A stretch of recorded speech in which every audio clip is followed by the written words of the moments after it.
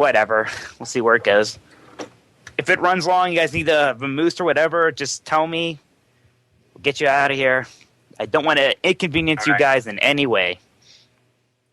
I'm driving around in a car and freezing cold. What makes you think I'm inconvenient? Nothing at all.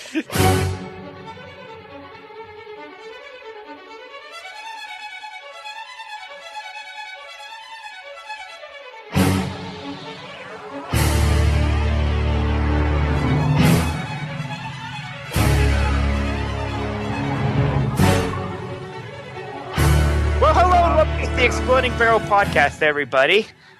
This is Mike Minotti. I'm joined by my brother AJ. Hello.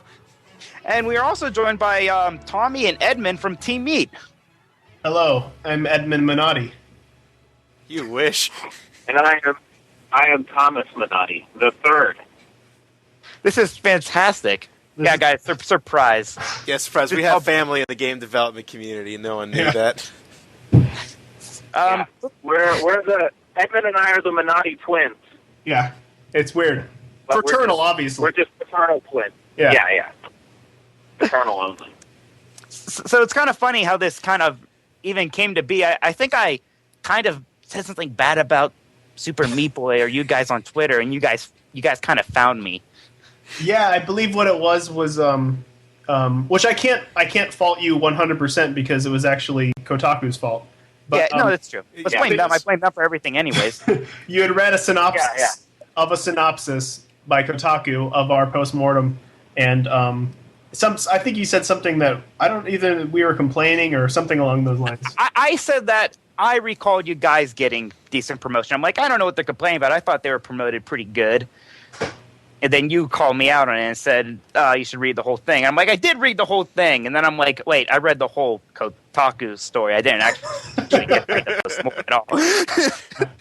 Yeah, the good thing is out now. It's out now. The full postmortem's out, so everybody could read the full story and get full context. It's on the game. But yeah, I can understand how. Yeah, Gama Sutra. I can understand how people could read it and be like, "Hey, wait, they got pretty good promotion." But that's not at all what it was about. It had nothing to do with the promotion that we got. It was what we didn't get that we were promised, which is just like one of the 10 things we talked about in our in our whole like write up that we spent days on. And of course, Kotaku just grabbed a very small part. Yeah, I grabbed the small part. The thing about Kotaku is. The way I describe Kotaku is journalism refined. So take the best journalists that you can and condense them all down, and that's Kotaku. They are the best. They don't sensationalize. They report the facts. It's like, okay, if you want to think of, they're basically the 2020 of games. Okay? Yeah. So Brian Crescente is basically Barbara Walters. That Stephen Cotilio guy, no, actually, he's Barbara Walters. He's Barbara Walters. They're all Barbara Walters. Yeah, they're all Barbara Walters. Yeah. So, yeah. And they put out the best stories. They do the most research. And, yeah. And they never, ever report on... Well, that's the thing. Like, when I go to Kotaku, I usually have to have dictionary.com open because I'm like, what the fuck? Like, what words are they It's like, saying? oh my god, I have to bookmark page 4 because I know it's going to go for at least another 5 or 6 pages because it's pretty in-depth stuff. All right, guys, I'm ordering my cheese roll-ups. Hold on. Okay, we'll give Tommy a moment. He's driving around in his car right now. Trying to get food. So it's just his dedication to the show. That's pretty good. Can I get... do you guys have the cheese roll-ups? I would like 4 of them. Not even really funny. Oh, that'll do it. It really is. All right, so this is already the best episode of the show we've ever done. Awesome. Perfect. 180 episodes. The best part about America is... What's that? The best part about America is I can buy 4 cheese roll-ups for $3.84 and put it on a credit card. This is This is why the other countries are beating us. Mike, why don't you give us a rundown?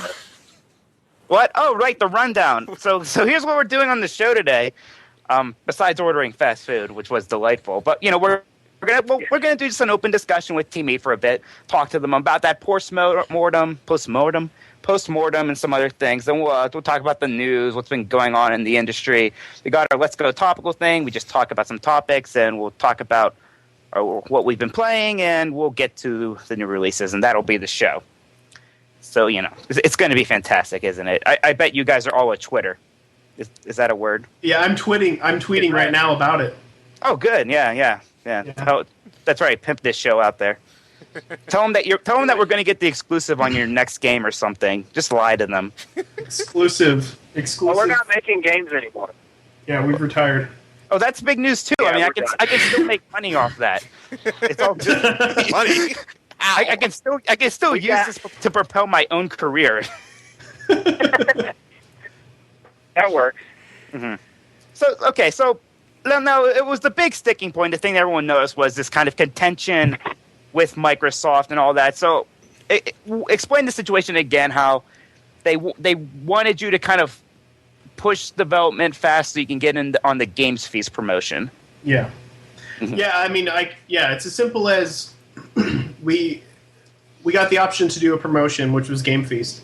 In order to do the promotion, we had to crunch, 4 months plus of work into 2 months and get everything done to get into the promotion. The reason why you get into a Microsoft promotion is because they guarantee that you're not going to have to compete against other games when you launch, because you get an exclusive launch week. And you also get other perks, like, a review by Major Nelson, #1 spotlight, advertising, and so on and so forth. So that's why we did it. And we actually, the development, the crunch was really, really hellish. Like, it's hard to convey just how insane development was and kind of how much we put ourselves through. And the further away we get from it, the more it actually fades. But it was borderline traumatizing. Like, it was a very traumatic 2 months, because it was kind of a surreal experience where me and Tommy weren't really sleeping more than 5 hours a day because we had to get shit done. So we were working the whole day just sitting, so your legs die and you're atrophied at your desk, and you work. Okay. What was that? I think he's getting his I'm cheese ordering rolls. her. Hey. Oh God! That somehow took away from the seriousness of this, but yeah. And Tommy could not get any cheese roll-ups this whole time. There were no cheese roll-ups to be found. But no, yeah, even like to the point where Tommy wasn't even actually able to go out and get food, and his parents would have to bring him food, or he just pretty much wouldn't eat. And I wasn't able to go anywhere either. And for 2 months, we just worked insanely hard.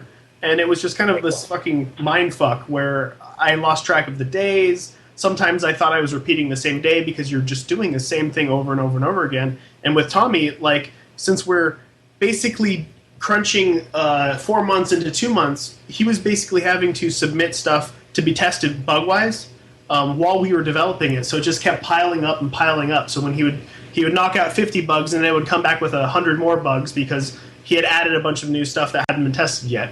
And it was just it was an overwhelming experience. And but we thought, in the end, we would be taken care of because it would be worth it. And in the end, it just kind of all fell apart. And because of we believe because of poor performance of the other games in the Game Feast, they pretty much wanted to back away from it. And because of the backing away from it, we didn't get any of the stuff that everybody else got. Because like Hydrophobia and Comic Jumper both got exclusive weeks.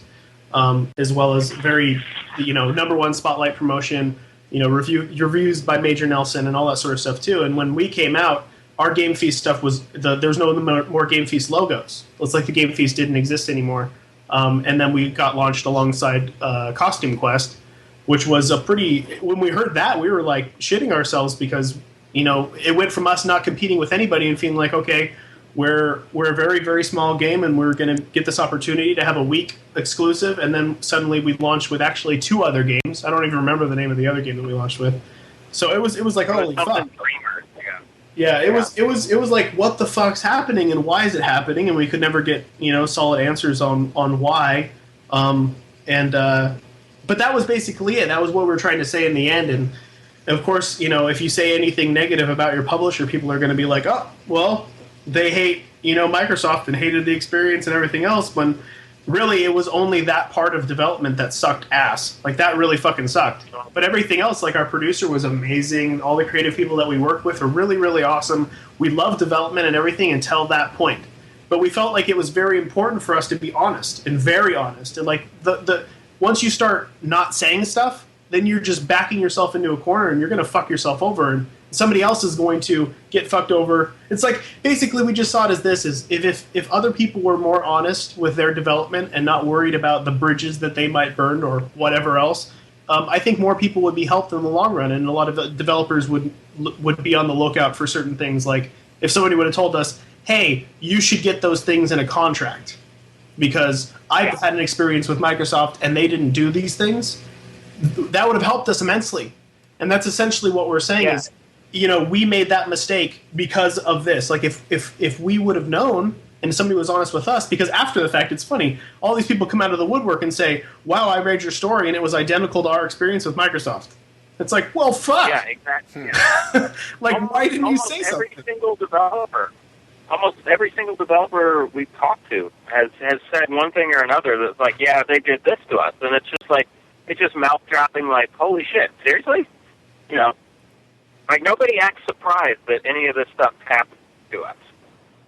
So, yeah. I mean, are you guys does it make you guys nervous or anything, like, to kind of be the first ones to be vocal about this? Or, I mean, or do you just, like, kind of not care? Or what's your attitude towards that? I think I don't really care. Yeah, a lot of people are like, I can't believe you'd burn your bridge. Like, a lot of people get really serious and get angry about it and be like, you just made a fucking huge mistake and you just blacklisted yourself from Microsoft and you burned your bridge. Well, it's like, the thing that people don't seem to understand is, no, we're not retarded, okay? We realize there are going to be ramifications for the things that we say. Microsoft burned their bridge with us. That's why we're being vocal about this and being honest. It's not the other way around. It's not like... we obviously weren't going to jump back in bed with Microsoft for the next game. It's quite obvious. No, exclusivity or anything like that. Oh, go ahead, Tommy. I was just saying, there was going to be, like, there would have been a chance that we would have put something out, and there still might be a chance that we put something out on Xbox, but it won't be this kind of stuff where it's like, oh, we have to give exclusivity, or, oh, we're going to crunch to get in this promotion.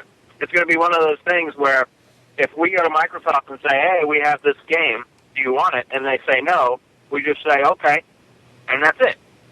It's more on our terms at that point.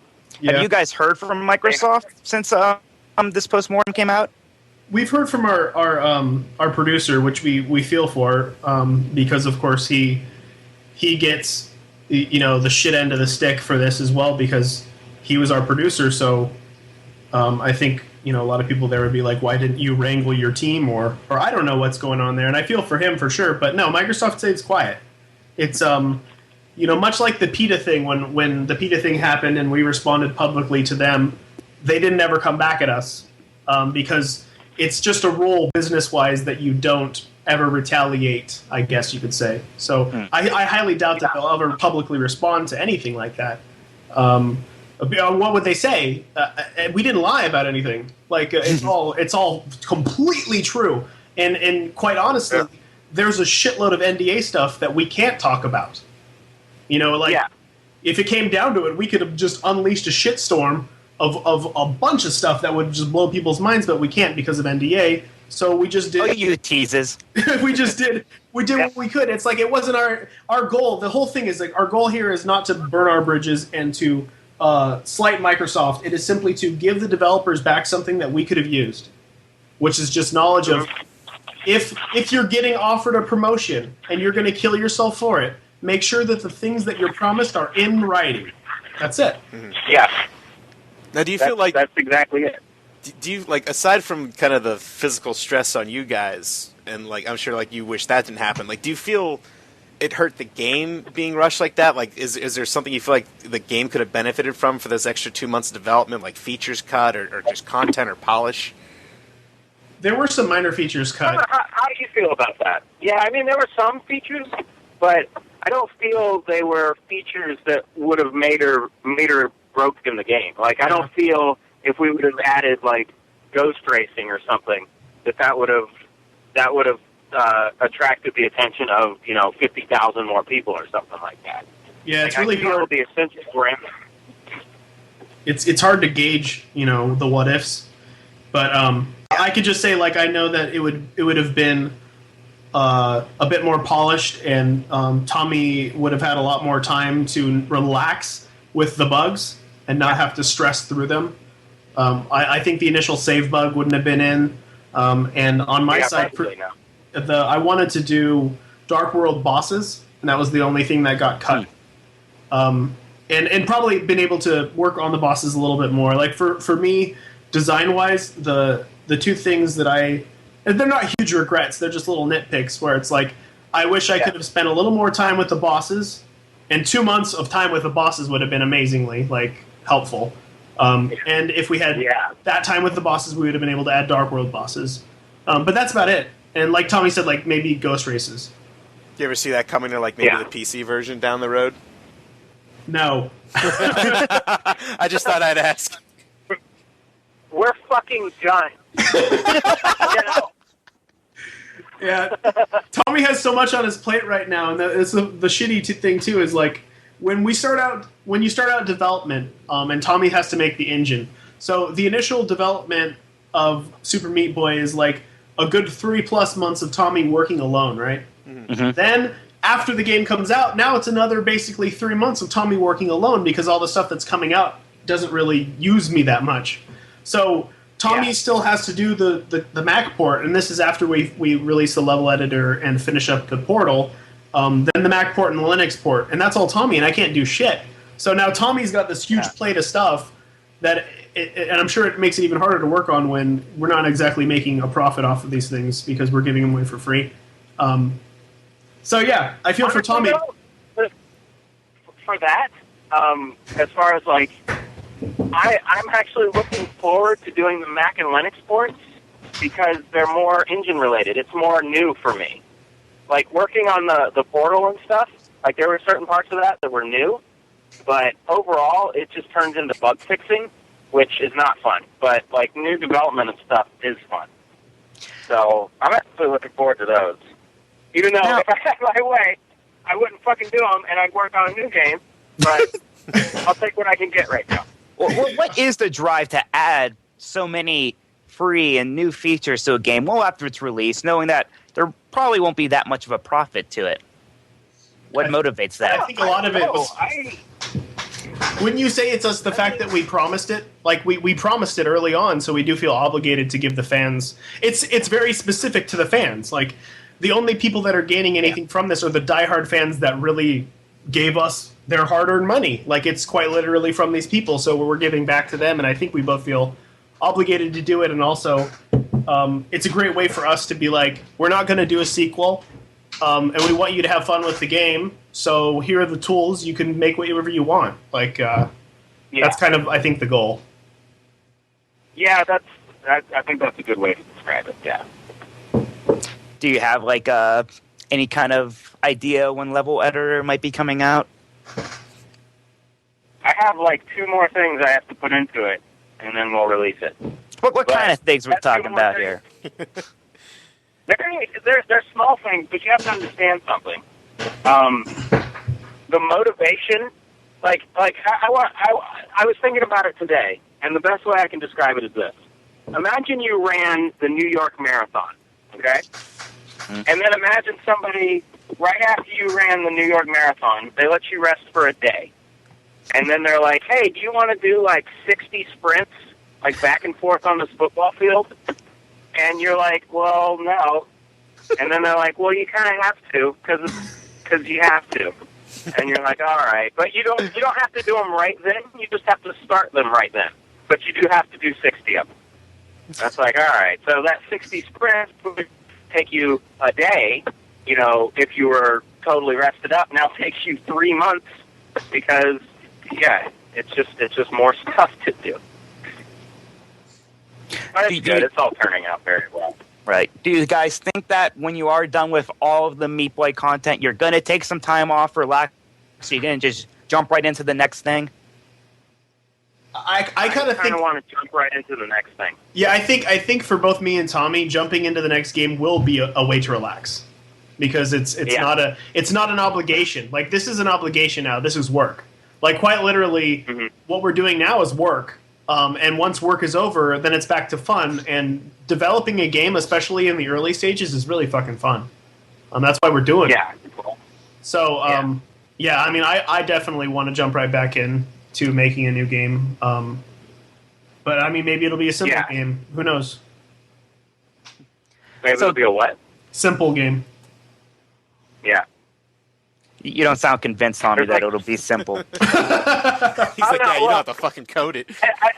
Honestly, for me, it's like working on Meat Boy now, because as you develop a game, you learn, and you learn different techniques. I mean, and with programming, you learn like a whole bunch of shit.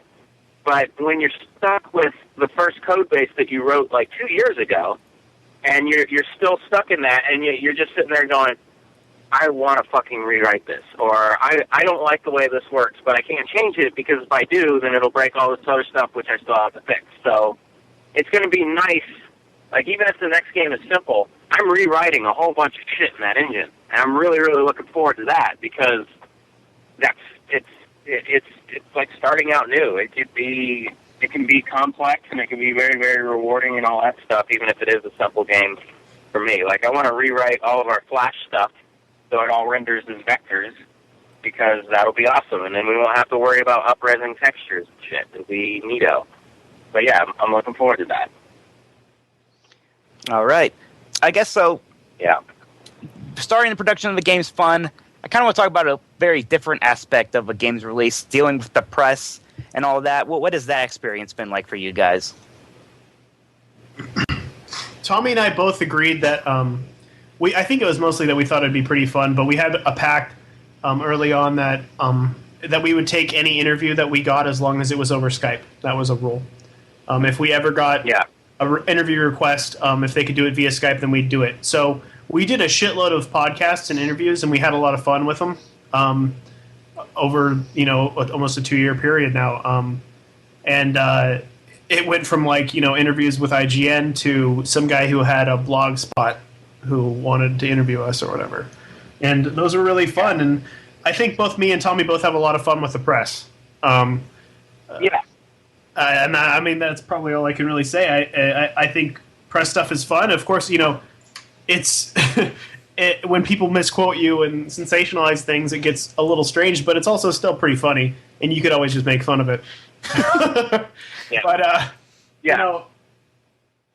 think me and Tommy just have fun with press stuff, so we end up just fucking around, and it's like a nice little break. Yeah, in development, a nice little break where you can just bullshit for a little while, and it's nice. Yeah.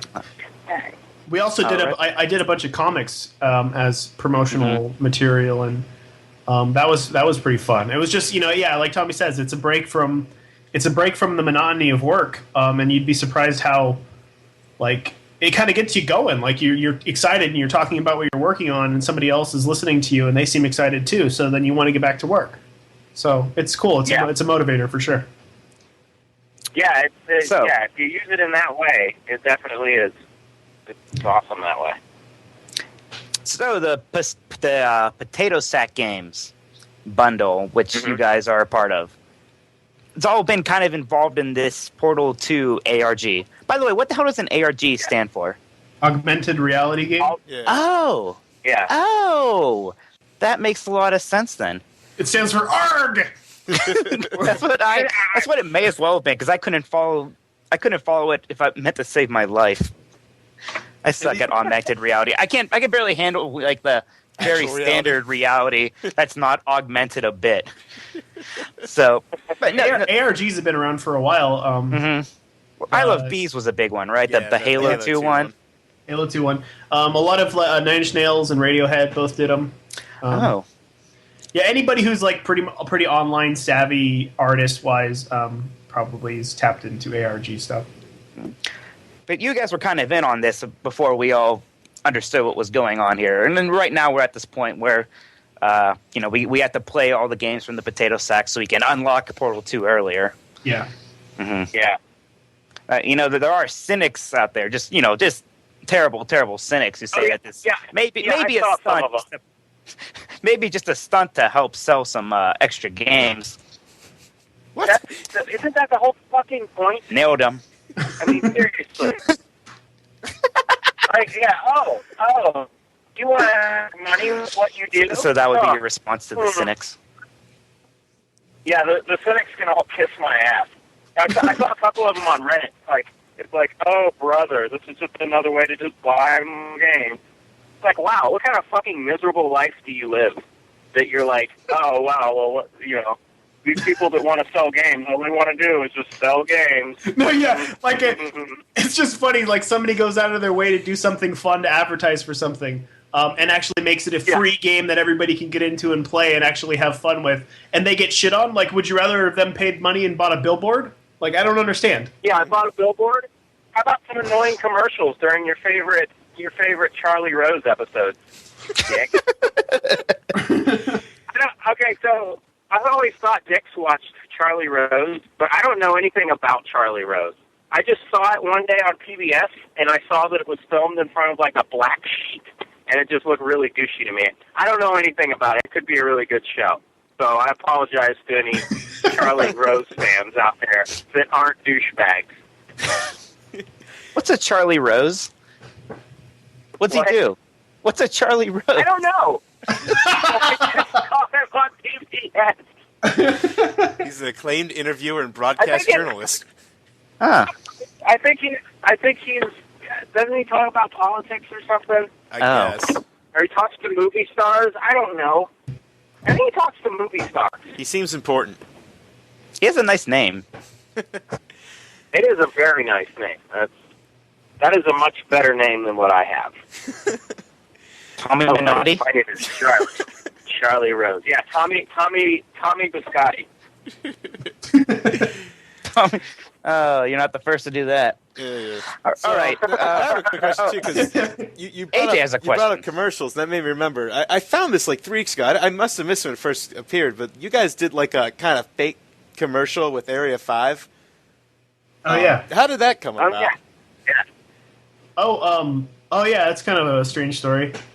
So when we were in development, I had gallbladder surgery, and it was like an emergency surgery situation, and around that time when I just got out of it, like the day after I got out of the hospital, I hadn't realized that I had scheduled an interview with Area 5 to like preview Super Meat Boy really early, and they came to my house and I was like super drugged, and I think I had suggested around that time that, hey, wouldn't it be awesome if we did a commercial or something like that, and then they were like all into it, and probably like 8 months later they were like, oh, let's do this commercial, and it was one of 2 different commercials that we did, and the other one was with a friend of mine, James Marshall, or James Id as he goes by, who does a lot of video editing stuff, and he was the one who made the early 90s commercial that looked like it was recorded like it looked like a legit early 90s commercial. They both kind of were set in that vein. Yeah. But yeah, those were just kind of 2. We just happened across creative people who were excited about the game, and when we suggested, hey, what about a commercial, and they seemed into it, and they both made really awesome commercials for us. And that was basically it. But it all came from some just like morphine-induced coma. Like all the best ideas. Yeah. This is just kind of a... I'm gonna go into this grocery store right now and see if I can get a drink. So, Okay, you go ahead, Tommy. We'll catch up with you. Yeah, no, I'm taking the phone with me. Oh, okay, never mind. Then. Yeah, go ahead. I don't expect them to Yeah, go no, we're still fine. This is going to work out fine. Yeah, no, they'll understand. So how good are you guys at Super Meat Boy? Because that game's pretty tough. I'm good enough to beat all the levels in it. Oh, you can beat all of them. Can you? Well, I have to. Is there ever a time where you're like, man, fuck this level. No one will ever know if I just go on to the next one. Well, yeah, okay, so, and this will kind of put some perspective on the crunch time. So, the last week of crunch time, we didn't have really many testers. We just had bug testers, and we didn't have time for actual, like, a focus group that would test a game or anything like that. We didn't have any legit testers. It was quite literally just the bug testers that were testing the game and us. So, I think Tommy... Yeah, I'm outside now. I'll try to block the winds. But basically, there was a week where every day I had to beat the game, 100% the game, to test it to make sure things were right. And that was fucking horrible. And there were quite a few times where I'd get to the kid stages. I'd always save them for last, and I would fucking rage out. Like I feel like my heart got fucked up. Like I feel like the stress of development and then playing that goddamn game. And getting really stressed out with those really hard levels. I mean, there's actually levels that are worse than the Kid Warp, for me personally. There's a few Band-Aids that are really, really hard to get. But yeah, I had to get them all. I mean, I 100% of the game at least 7 times before we released it. And that was fucking... yeah. I think I only 100%ed it once. I just like picture you saying like, God fucking damn, who made this game? Shit, it was me. Yeah, the funny thing was the kid stages were harder, and I made them easier so I could beat them because I was having too much trouble with them. Yeah, I was about to ask if there was ever a time were there ever levels that were just too hard, and like, what's it like to find that balance? Yeah, I actually had to balance some of the early levels to smooth them out to make things a little easier. Tommy actually had put in stuff that would to find out where you were dying. We never even used it. We just kind of we never used that at all. You get a good. I mean, when you're playing the game so many fucking times, you get a good idea of what's too hard and what's not hard. And Tommy's family played. My family played. My wife played. We got a lot of non-gamers playing the game, so we could see where other people were kind of fucking up. And we smoothed it out pretty easily. But the kid, I think, is the only stage that I actually made easier. That's the only one. Yeah. Yeah, like as far as like all the design and everything, there were only like 1 or 2 levels that needed actual like editing for stuff. But everything else was just it was usually like kind of like one shot off. You know, I'd play them. I'm like, oh wow, this is perfect. So let's move on. Yeah. Now, when you were planning levels for the game, did you draw them out, or did you start kind of going right into the editor and dropping it in, just seeing what worked, or like what's your process for that? I originally started. I would only make levels in the editor, but then I got so familiar with the editor that I was able to draw them first. So the majority of the levels in the game were all sketches, like really loose sketches. When I usually design stuff, I will.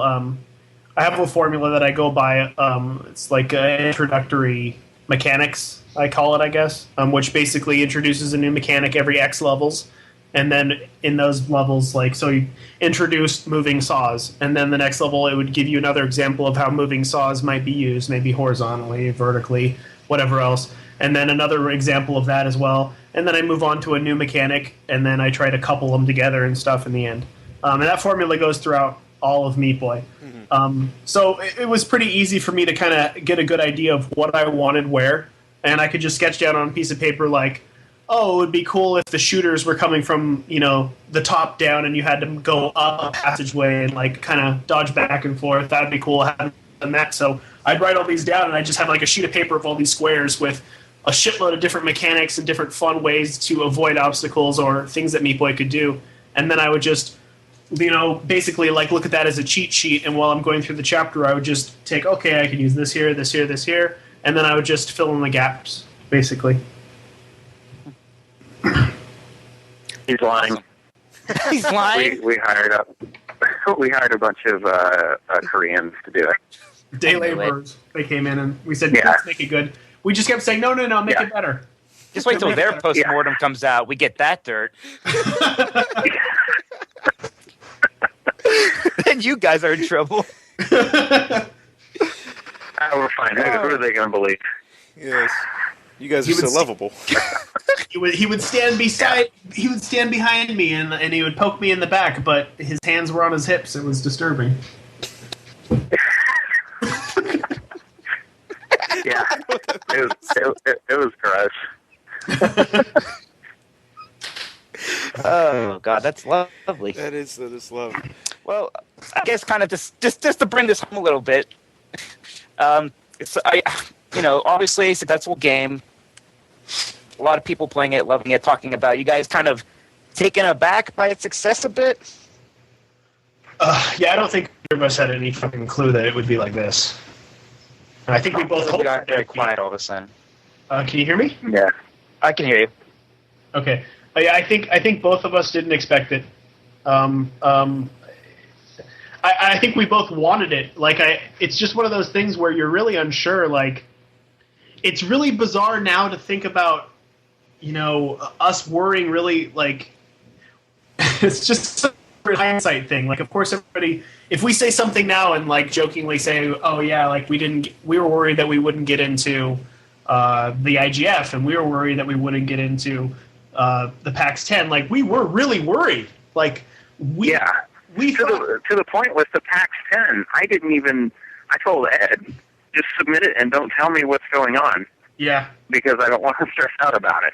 Yeah, Tommy did not want to do that again, because the IGF was too stressful, and it was just one of those things where we believed in the game. We believed that the game was really good and it was really special. We both believed this, but we did not believe anybody else in the world shared this. This with us.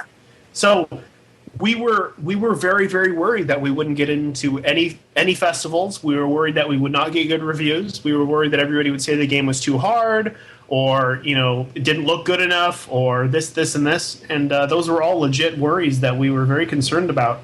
The good thing is Indie Game the Movie was documenting us this whole time, so you'll get to see a lot of that. Us really fucking worrying about everything. But no, I don't think any of us expected this. But I think both of us wanted it. I mean, we both felt like there was a possibility that people, if people could like this as much as we do, then it could do well. But no. Yeah. This is it's getting ridiculous. Like, it's getting stupid. Like, and it's not stopping either. That's the thing. It's not like really slowing down, and it's just bombardment. It's pretty crazy.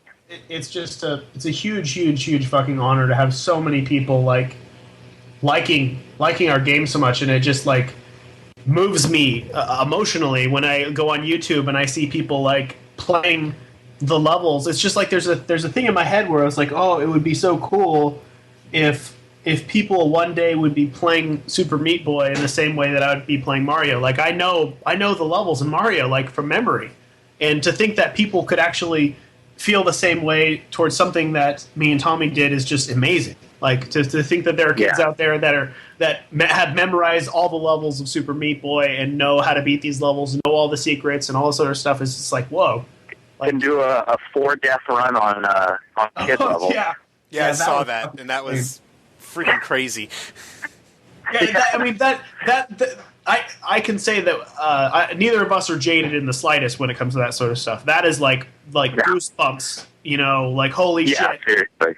Like, it's hard for me to even think, wait, we made this? Like, we made this game? Like, this game that people are playing and actually really enjoying? Like, we made this? It just doesn't seem like we could have done this. No, it seems more. It's like you look at it after not looking at it from like somebody play it and stuff. It's like there's like a sense of magic about it, but like it's unreal that like it's to that point. You always knew it as this thing. You always looked at it in this certain way. Look at it as the creator of it, but then to see it being played without you actually pushing buttons and being played in the way that you were used to seeing it is just like, oh, that's kind of crazy. Then you guys, like last week, was it that they released Super Meat Boy Ultra Edition on Amazon? It's coming to Walmart too, right? Yeah, it's actually in Walmart. Yeah, it's in Walmart now. So I heard it's actually sold out in Walmart. I've heard from a bunch of different people that it's gone. So it's gone in quite a few. So because originally the game was always going to be digitally distributed and everything. So is it cool to like get like that tangible box product that you like got off a shelf of this game you made? Like, how does that make the experience different? That is the coolest fucking thing ever, is what that is. It really is. It's weird, like how, like, isn't it, Tommy? Isn't it weird how like validating it is? It finally seems like we made a game because we can hold it. Yeah, like I still don't really even process it all that well. Like I just got the Ultra Edition, the one you sent me. I just got those the other day. I sent one to my parents through Amazon, but yeah, like the act of number one ordering on Amazon and then number two in an Amazon box and then just sort of holding it is insane. It's pretty awesome. The funny thing is the story of the physical edition is simply like me and Tommy wanted to do a physical edition and we wanted to do it independently because we wanted, of course, to have complete control over what went into it. Because I wanted to do something special, and it all actually came from. Remember when they did I think it was last year, the Mario 25th anniversary, box set thing? While you talk, I'm gonna pay for this right so I can get out of here. Okay. 1 second. So, basically, I had bought the 25th anniversary Mario collection, and I'm actually mostly bought it because it had a booklet in it that was like supposed to be this big fat booklet of like all the history of Mario. And I don't know if you guys purchased it, but when I finally got home and opened it up, I was like, what the fuck? Because the booklet was really tiny. And I'm like, okay, well, give them the benefit of the doubt, and I go through it, and it really wasn't at all what I wanted. What I wanted was something very specific. I wanted sketches, and I wanted commentary of the people who made the game and people who designed characters, and I want to see all that nitty-gritty stuff. And after I saw that, I said, I need to, I need to make this right in our game. Like, if we do a special edition, I want to give people who are really fans of the game exactly what I would have wanted, in terms of behind the scenes, whatever. So, like when we got the opportunity to do that, we were originally going to self-publish, but we got contacted by a distributor, which let us be the publisher. So we had complete control over it, and they were able to get us in Walmart. Eventually, GameStop is coming out as well, and Amazon.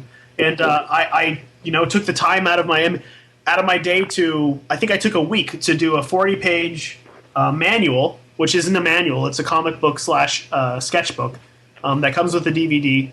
As well as, like a double-sided slip that has a poster on one side and a custom sleeve on the other, and then the outer box and everything. I just packed the actual CD full of as much extras as I possibly could that we'd collected over the year or whatever, and to try to make something that was really special, because realistically, we're making a lot less than we're making digitally from this. So it's not at all for profit's sake. It's quite literally, again, just like the editor. It's for fans to have something tangible that they can, hold in their hands. They could read the manual. They can. It's just something special that we can, people can go to the store and buy. But realistically, you really don't make that much from retail. Yeah. But yeah, I'm back now. By the way. Oh, wow, welcome back. Hope you got a soda or something. I had to buy a 2-liter of caffeine-free Diet Dr. Pepper because they didn't have individuals. So. You gonna chug that 2-liter? You got your cheese roll-ups? Chugged it all. You got your cheese roll-ups? I already ate.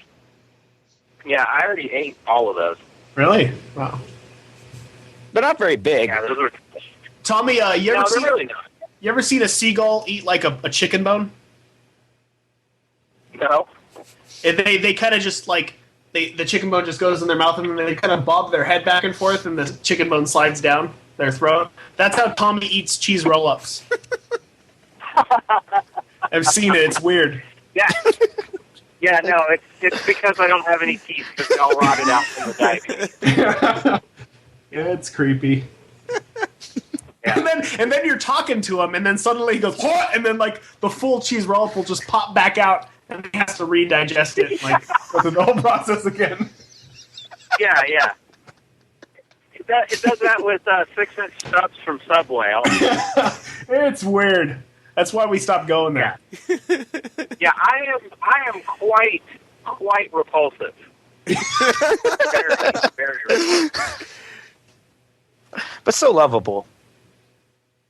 Yeah, I try. I think that was the kind of official end of that segment. Yeah. Good times. Yes, that's it. So, I guess we're going to talk about the gaming news and all that stuff. You guys going to hang around, talk some games with us? Tommy, do you need to go? I'm actually going to go. I'm going to go because, I have a headache and I'm tired of driving around now. Mm-hmm. Fair enough. If you want, what games came out just now, and I'll quickly talk about them as if I know them and have played them. Give us one game that you played this week that you really liked. Pass. I was like, awkward silence. Did he hear me? It's all probably stuff he can't talk about. I guess to play other cool games before they come. He's probably playing Portal 2. Tommy I played Portal 2 in December. Almost all the way through. Damn you, sir. Damn you. All right. It's fucking awesome.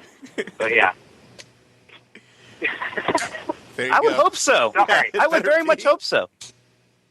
All right. Not be disappointed. Give me a quote about what do you think about all this Nintendo Next System rumor stuff? Give me a quote on that. I hope they beef it up, and I hope it has shaders, and I hope it has a good online store. All of those are what I hope. Everything else doesn't matter at all to me. I don't care about motion shit. I don't care about touchscreen shit. I care about good games and horsepower. There you go. All right. Well, thank you very much, sir. I actually heard. I read it on some site that it's going to run the same chip that the Xbox does, which is a 3-core IBM. Yeah, I saw that too. Which I mean, it's weird to me that they wouldn't go at least a little bit above. Is it sad that I actually thought you meant the original Xbox chip? Like they were upgrading from a GameCube to the original Xbox? I was like, oh, yeah. I thought they were going to do better, but I mean, it's an improvement. The processor, I believe the processor in the Wii is, I believe it's better than the original Xbox. I think it is. Not exactly sure, though. Well, how about that? But I don't know if that's a really good accomplishment, seeing that thing came out like a million years ago. Yeah. So, whatever. Yeah. All right. Well, you've been an amazing sport. Very much fun to talk to. Thanks again, and you are always welcome back. Thank you, and this was a good interview. So, thank you. You know what? Take that compliment with you. Yeah, I Put that will. in your pocket. That's yours. Oh, it's going in my resume. Put that in your resume. That's a feather in your cap right there, buddy. Yeah, that's right, man. All right, that's enough of me being condescending. I'm not going to be condescending. You were being condescending, what? No, Mike, he wasn't. It's okay. It's okay. Oh, okay. No, he loves it. This was his best. Guys, well, all right. Fare thee well, sir. Hey, thank you for the interview. It was good fun. Awesome. All right, thank you very much. It was a great time. And Peace out. Peace out. We'll see him later, and we will keep going on. Yep. I guess we're going to jump into the news. Edmund's going to stick with us. So why don't you tell us what's on the agenda, AJ? What happened this week? Let's go down the list. The first thing I had was the Portal ARG, but we kind of already talked about that, so good job, us. Got some insiders on that, yeah. So everyone can calm down. After the earthquakes in Japan have started to, they're kind of starting to subside, Mega Man Legends 3 project is back on. The long-lasting effect. Right. But yeah, Mega Man Legends 3 project, work has resumed. Everyone can relax. Is that one where it has a horribly rendered 3D model? I don't know, I just saw they were voting on Mega Man's exact outfit, and they all look the same to me. Was it the one where they had yet? Okay, I saw this one a while back. I think it was supposed to be online or something, and it showed a bunch of these bizarre 3D models of Mega Man, and I did not like it. I think it's all about Mega Man Universe. Yeah, that's one that's canceled. Okay, good. Good. I'm glad that ended. But it was Mega Man. I don't like seeing anything Mega Man be canceled. I want to give all Mega Man a free pass all the time. Why? Because I love Mega Man. You know this. That's true. Mega Man was the first game for me. But wouldn't it be like, wouldn't you see? For me, it's the opposite. Like, why would you want something tainting something that you love so much? True. Wouldn't you want them to not release something that would be bad and that has the Mega Man name? So you never thought of it like that. I just want them to keep. I want them to keep releasing something until they hit on something good. If they keep, trying, if they keep trying, they'll hit it eventually, right? Yeah. Yeah, but they're not going to release it. Look. At this point, the last thing I'm expecting from the Mega Man people is ambition, right? At least make something fun. I don't know, but I don't like Mega Man Legends either. So that much, I know Mega Man Legends has some diehard fans. So Mega Man Legends 3, whatever. I saw their Mega Man designs. I think the second one was the best one. They all kind of look the same, except the one was kind of like not wearing crotch armor piece. I didn't even notice. So you had like a mega package. Good. Yeah, Mega Man games. I mean, I really love Mega Man 1 and 2, and What, you don't like 3?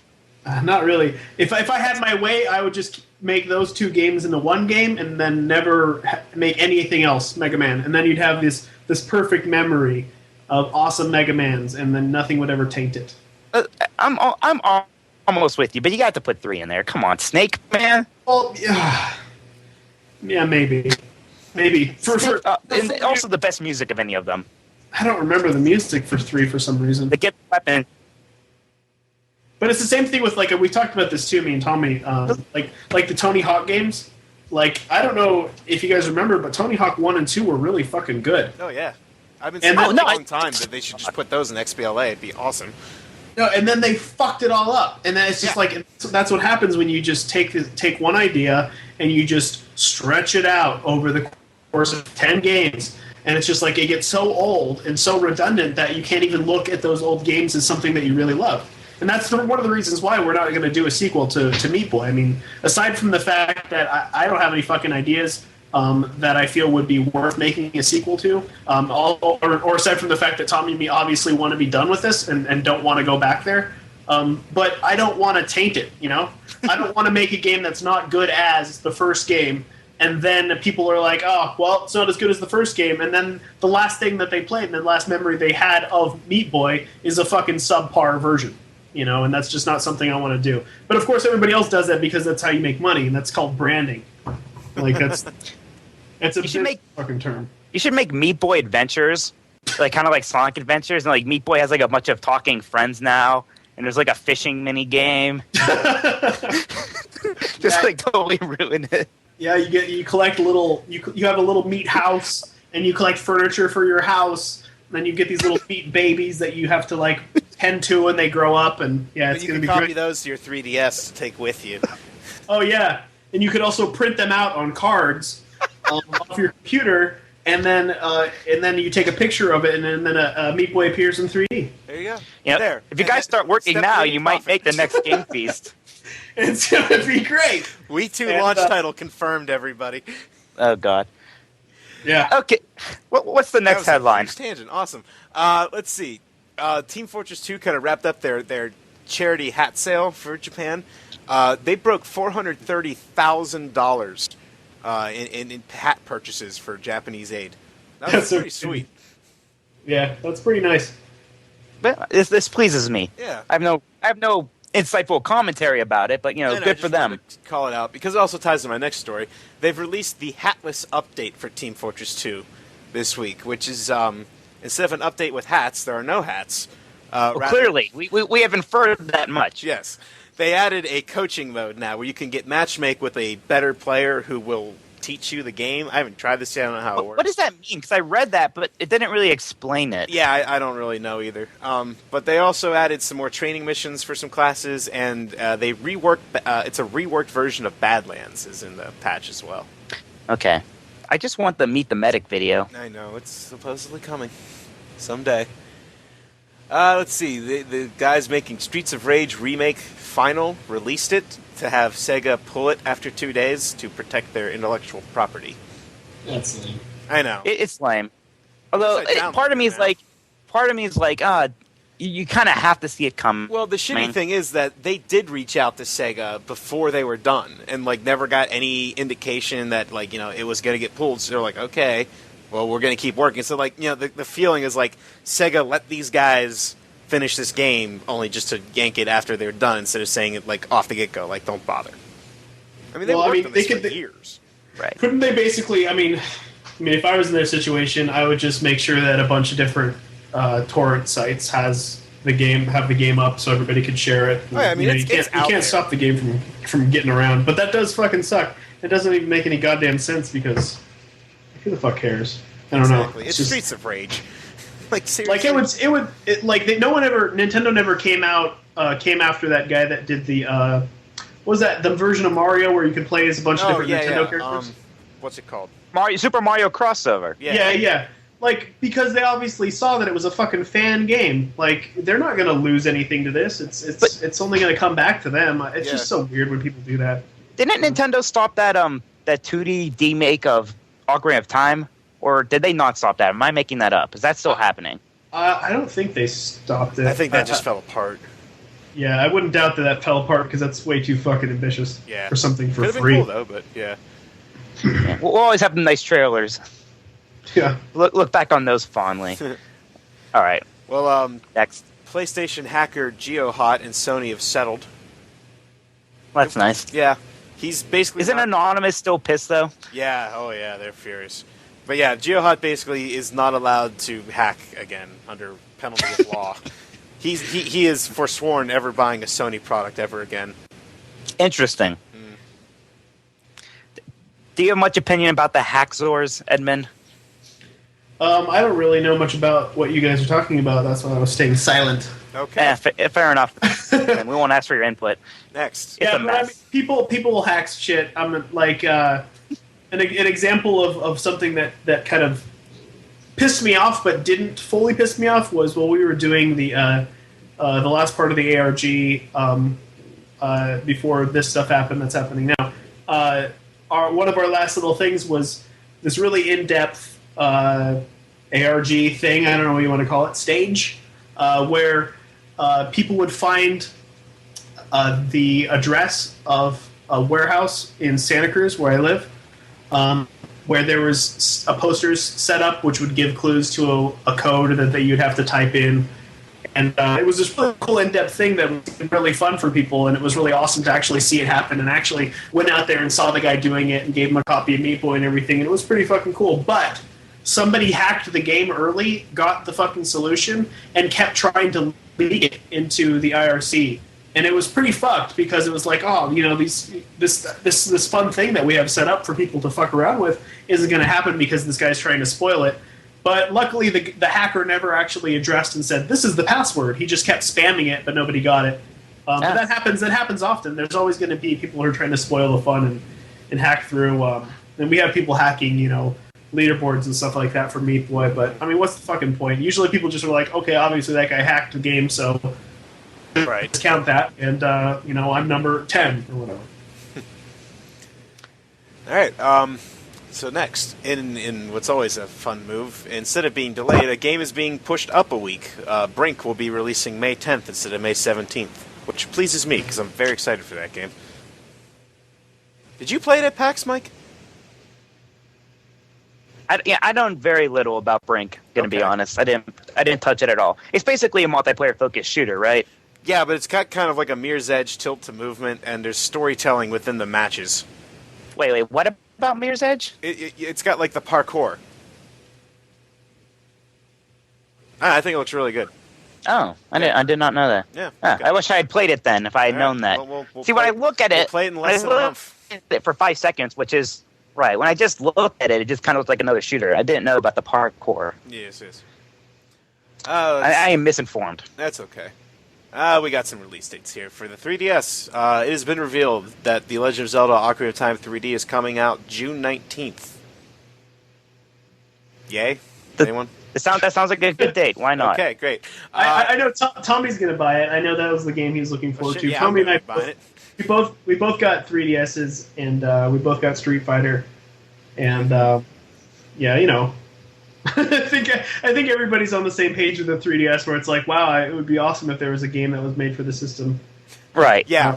But hey, it's that's why I say get Ghost Recon. That game's sweet. It's like the only. You're the one game, who says that. It's the only game. I am not. That is not true. And it's the only game like out for the system right now that's completely original, even though it is kind of derivative of XCOM. But still, it's original yet derivative. You just said. Well, yeah, but it's not a port. Let me put it that way.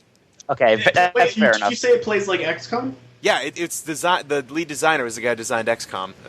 Okay, that is promising then, because XCOM is pretty great. Yeah, it's good. Anyway, let's see. They also announced Wii Motion or Wii Play Motion, which just like ye old Wii Play is going to be a bunch of mini games, and it will come with a Wii Motion Plus enabled Wii remote. So that will be in the top 10 for a year and a half, just like Wii Play was. Yes, and it'll be the best-selling game of all time. Yeah. Then we also got the Japanese release date for Star Fox 64 3D, which is July 14th, which seems really fucking long. Like, I thought this game would be out by, It seems like it should not be a hard game to make. No. We're going to port this game over. I mean, I was looking at, like, the kind of pseudo-trailer website thing they made. It's just kind of the opening cutscene of them running to their ships. It does look like they did some work on the game, like, the character models look a lot better and everything, so that's good. It's not just a straight port. They worked on it, which is good. Fair enough. Let's see. Did either of you guys see the gameplay footage and the trailer for Street Fighter Cross Tekken? No. I have very little interest in that. I like Street Fighter, but I got no love for Tekken. Oh. Yeah, I feel the same way. I really love Street Fighter, and I do not like Tekken. Well, that's why I like this, because Street Fighter Cross Tekken is being developed by Capcom, only by Capcom, and it's going to play like a Street Fighter game. So basically, it's like Street Fighter 4 with new characters. It may as well just be new characters to me, because I don't know any of these Tekken characters. It's got like tagging in and stuff. And actually, the way tagging works in this looks pretty neat. Like, you could combo into your tags and stuff. But then Namco's going to make Tekken Cross Street Fighter, and that's going to play. They're going to make it like Tekken. Right, exactly. Okay, that's good. That's cute. Well, that's exactly what they did. It's exactly what they did for Capcom versus SNK, and then there was SNK versus Capcom. Right. I would kill for a Street Fighter versus Mortal Kombat. That's the one we've all been waiting for, right? Yes. That would be pretty fun. Someday. That's the iconic battle. Well, that's the thing. I mean, you got the new Mortal Kombat coming out. The fighting game genre is kind of enjoying a resurgence. It could happen. It could happen. I want a new good Smash Brothers with online play that works. And without tripping. You might get that with the Wii, too. Who knows? Yeah, let's talk about that now. Thanks for the segue. Well, apparently. The rumor has it that Nintendo will either be at E3 or right before E3 announcing some sort of follow-up to the Wii. Supposedly codenamed Project Cafe. Rumors have it, like Tommy was saying, being at least as powerful as a 360, which I think is dumb. Wait, why is that dumb? Because, okay, great, you're going to release that in 2012, and then in 2014, Microsoft's going to come out with something that blows that away. And then you're going to be behind You said again. At least as powerful. At least as powerful. Well, yeah, I'm being optimistic. We'll see. We'll see. The big rumor about it is that it will have a controller that includes a built-in touchscreen. But is part of this rumor the fact that the controller is a controller, like with dual analog sticks and all that? Because that would be exciting. I mean, it'll still support the Wii Remote. In fact, the controller could apparently be turned into the sensor bar, I guess. I mean, any two handles could be a sensor bar. That's not a big deal. But, I mean, basically it's just taking the DS experience and putting the top screen on your HD TV. I'm kind of done with that. I just kind of want to have a Nintendo console that seems relevant again. The controllers are going to be like fucking $60 plus. I know, that's the thing. You figure every controller's going to have a touchscreen, and they're going to be expensive, little fuckers. We've been paying out of the ass for controllers for a while now, though. That's true, they are expensive anymore. I mean, even just an Xbox controller is like 50-something, right? But, Mike, what if you were the controller, like the Kinect and the new Netflix patch? Look at that segue. You know what? Fuck the Netflix patch. Where have there been any Kinect games lately? Have any come out? Yeah, there's been since it launched. Like what? That Fantastic Creatures or something. It's kind of another virtual pet game with unicorns. Yeah, wow. I don't know. Well, you sold me. Yeah. Never mind. I'm sorry I talked any trash. They had the fucking unicorn game come out. Ubisoft announced the game too. It's like some kind of like fighting game using your avatar, and it's basically Star Wars. I mean, the guy had a laser sword and looked like he was force choking somebody, but that could be cool. I just think it's okay. Go ahead. Well, that's Whatever. not my point. Anyway, Edmund, do you have a Kinect? Fuck no. All right, then obviously you No, they wanted. I think they wanted to. Our producer was going to send us some Kinects when it was launching because we were actually. This could have actually added to the confusion for our launch because when that was happening, everything was transitioning and everybody was focusing on Kinect launch, which was similar to around the same time as our launch. Right. And they wanted to send us on.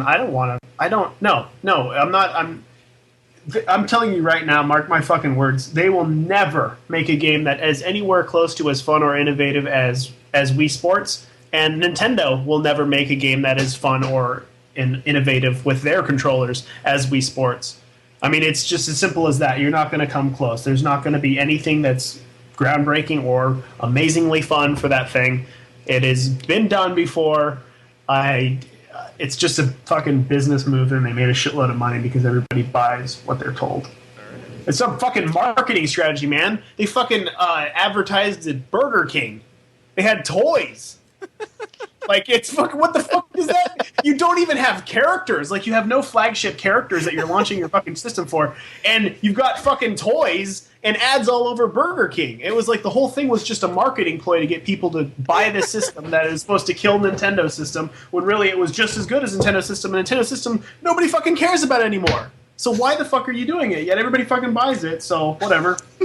Everyone bought. I gotta imagine the excitement for that thing is tempered, right? Well, like you said. I mean, there hasn't exactly been a stream of content. No, exactly. And when it first came out, it was on all the shows. Everyone talked about it. It was on Ellen and everything, and it was Christmas. But now, who cares? Right. Well, here's the thing. I mean, I tried the Netflix. Go ahead. What do you want to talk about? I tried the Netflix thing because I saw people bitching about it. What the fuck is the Netflix thing? Well, so what the hell is that? No, I want to tell him. It means that you can control Netflix by just like pointing at it with your arm now. Kind of. So something not as intuitive as a goddamn controller. Exactly. That's fun. No, yeah. Now look, I'm so glad he's here to counter your bullshit. Normally it's just me yelling at you. Commands. It's nice to be able to control. Oh my god! But here's the thing. Here's what's stupid. This is what I'm going to say. This as simple as possible. Okay, this is the simple thing here. If voice commands and motion controls were actually fucking better than anything else, we would be using our hands and talking to our computers right now because that's totally doable. But we're not, because no one wants to fucking hold their hands up to control shit and then talk like an idiot so everybody walking around you can see that you're talking to your fucking television. No, this is all possible. This has been possible for a long time. Nobody uses it because fucking buttons are a lot more discreet and you can control them a lot better, especially when you want to fucking move around a mouse. It's a mouse cursor and you click on things with it. It's not going to get better than that, guys. It's not. That's what you do, and until there's a fucking headset on us that is discreet, that we can control shit with our minds on the television, it's not going to ever get better than a mouse, a fucking keyboard, or a controller. Amen. I was just going to talk about how shitty it was, though. Can I do that? I don't believe you. Well, no, I mean, no. It's shitty. Let me tell you why it's shitty. It really is? Well, even you don't like it? Oh, jeez. I mean, when you're just watching the movie, it's just like on Zune. You could scrub the timeline, you could do the voice commands.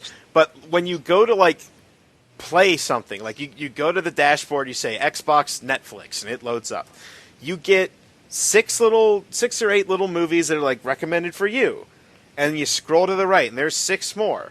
And then there's a thing that says explore more content. I'm like, okay, so I highlight that. I'm like, I'm thinking, where the fuck's my instant queue? How do I search for something? I mean, I could do a search in the Zune marketplace. Where's that? So I get the explore more, and it loads the controller interface. And I noticed in the main Kinect interface, in the bottom left corner, it says, for more options and your instant queue, use an Xbox 360 controller. No, yeah, it's just, oh my god, it's just this. Well, I mean, they can do it. They've done it with the Zune program. They just, half-ass this and just put it out. I don't know why they didn't finish it. Well, no, that's the whole thing. It's as simple as this is marketing, right? Mm-hmm.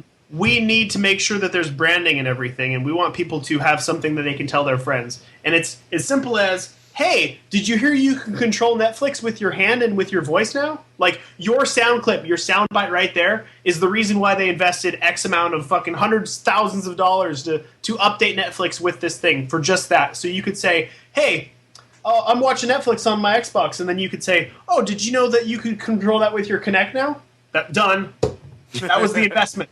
Because then they will be like, oh, no, I didn't. Should I buy a Kinect? Is there anything good for it? No? Oh, okay. The end. Oh, well, at least the Wii's getting cheaper. Amongst rumors that were swirling, it looks like the price cut is taking effect. It'll be $169, which is a really weird price point. Indeed. They couldn't go down to $150. Yeah, no. They need room for another price drop so they could drop it to $150, like by Christmas, and that'll be a big deal again. I don't see that having a big effect. Like a $20 price drop. Yeah, not so much. I can't imagine. I mean, every price drop helps a little bit. Yeah, but a $20 price drop on a Wii. It's not much. Okay. It's not much. I mean, they're only $80 away from where they launched at. Yeah, it's dumb.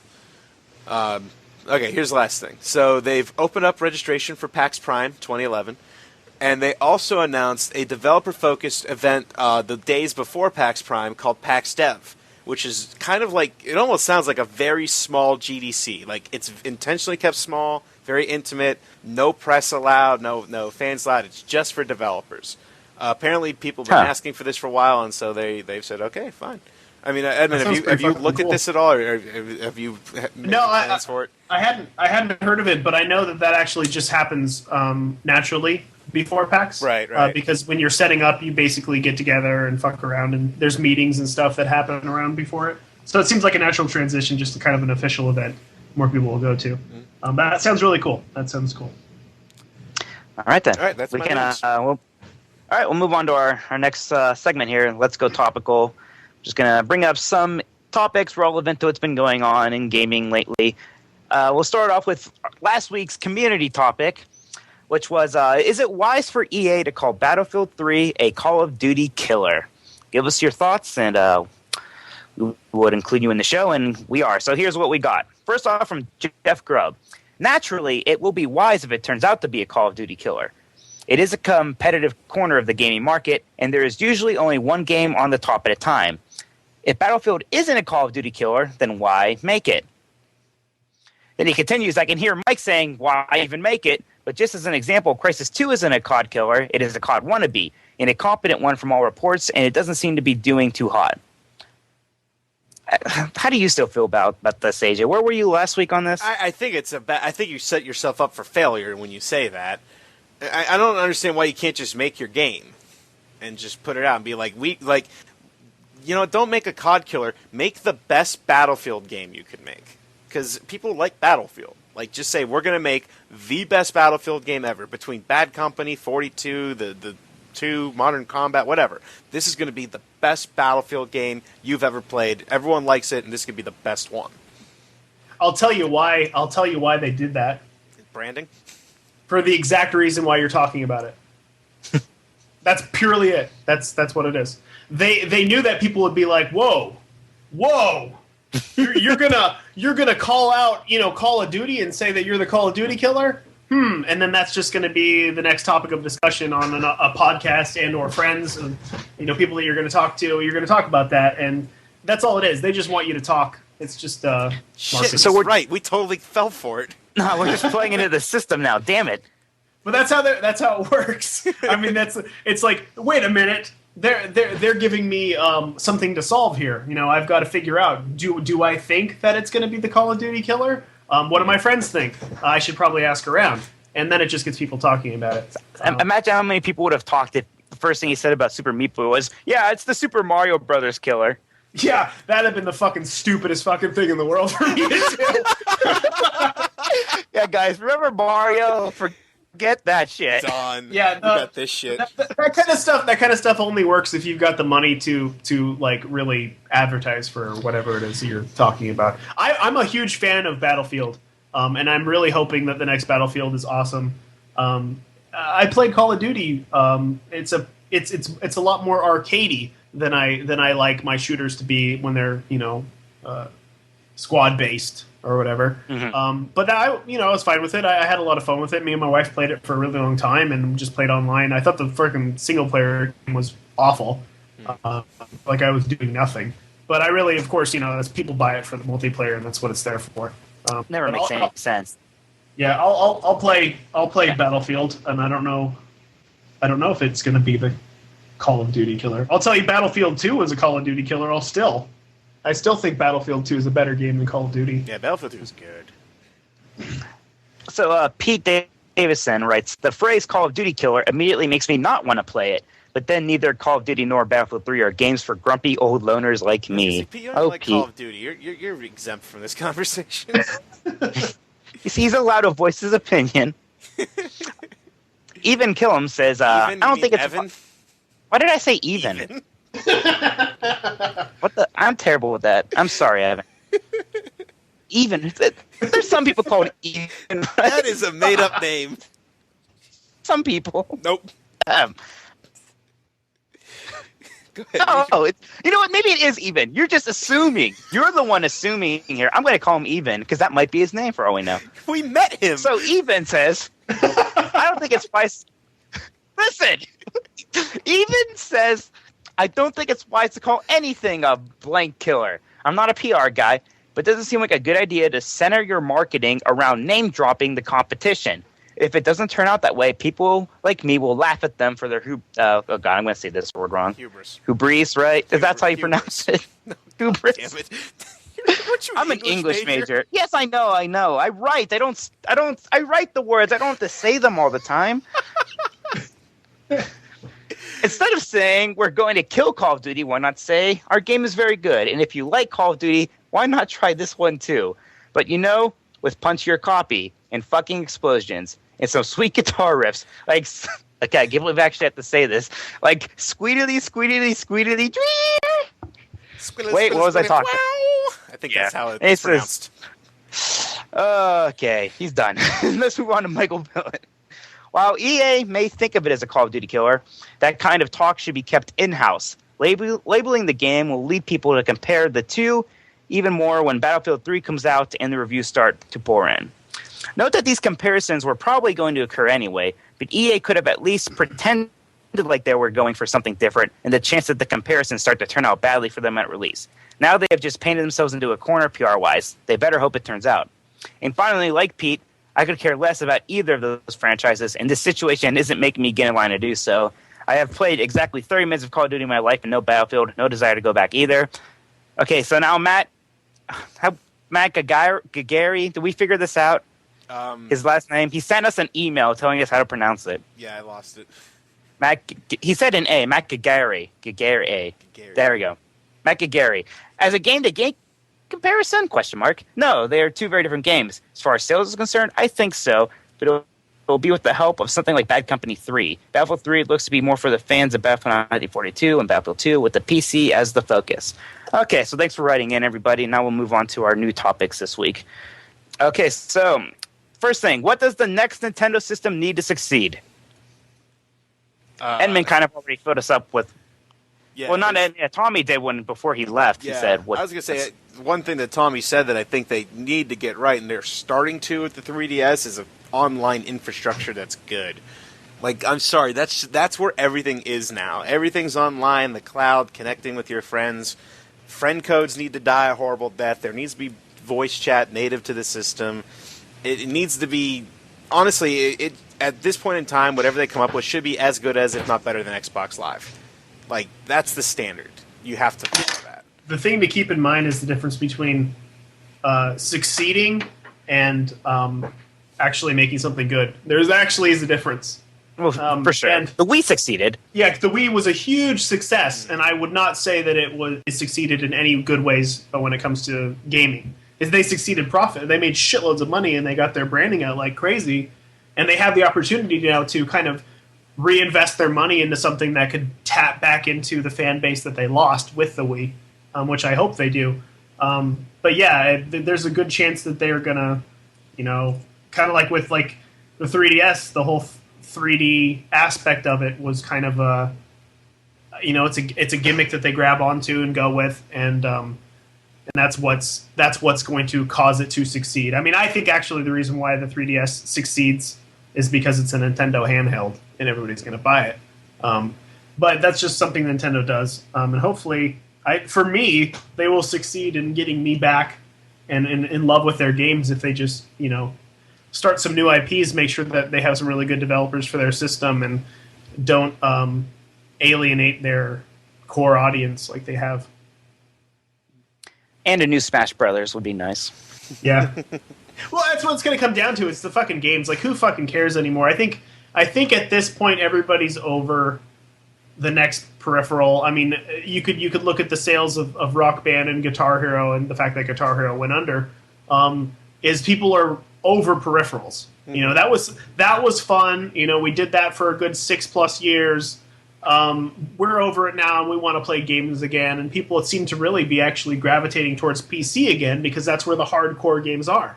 Like that's where the video games are, like what we know as video games. And I think if they just pull back towards that, I mean, if just give me another Pikmin, give me a new IP, give me another Smash Brothers, give me a new Zelda, give me a new Mario, give me all the good stuff again, and I'll come right back.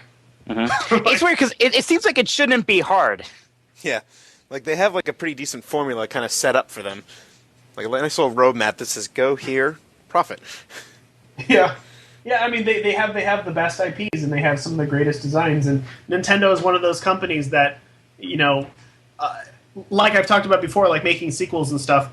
Yes, they do tend to make sequels, and they run them into the ground, like the Mario Party series and all these fucking sports games that go nowhere, and I don't know who the fuck buys those things. But they also have the tendency to reinvent their games, which makes them really exciting and fun. Like, all the Zeldas are always different, even though they're the same core, adventure game structure. There's usually always something really new about them design-wise that's really innovative, and that's what Nintendo does best. And give me more Metroids, give me more Marios with new mechanics and new new ways to play and new design mechanics, and put your mind back into that sort of stuff. And I'm totally a sucker for all that sort of stuff. Get some new developers, get some more awesome developers on the system. Make sure that it's online ready, like you said. Like, support independence, because they've got a lot to say, and you're golden. I think a lot of other developers, like even Sony, like Steam, all those, and even Xbox, like there's a voice there of the independent developer, and I think everybody would agree that a lot of the standout games that they're talking about online this year, like Minecraft and Limbo and even Super Meat Boy, like those sort of games are all independent games made by small teams, and if people would throw those developers a bone and really support what they have to say, I think a lot more games would come out, and people would be more happy and more inclined to buy their system if it was on it. Mm-hmm. All right. Well, next topic's pretty similar. If this system does launch in late 2012, as is being projected, would Nintendo be releasing the system too early or too late? And I kind of ask this because it's interesting, because I don't think a Nintendo system has ever been the first of a new generation. That's true. That's really true. Right?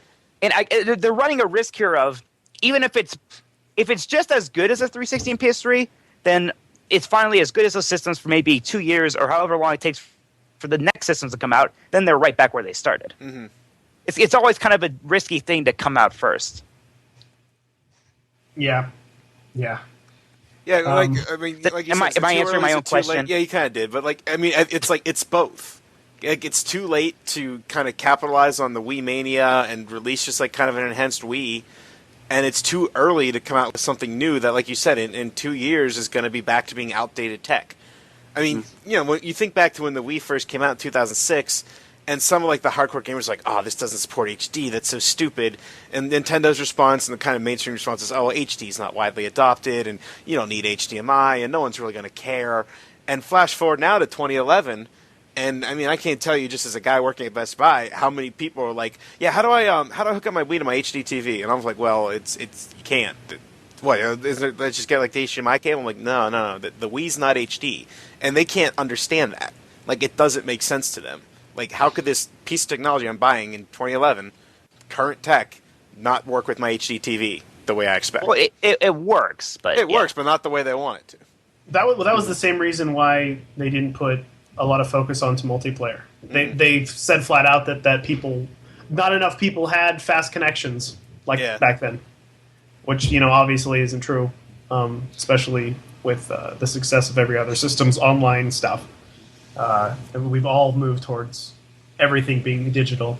I think it'd be for me the next respectable system that really has the balls to do this, which probably could be pushed back for a while because of all the GameStops and Best Buys, but a fully digital system where you just download games.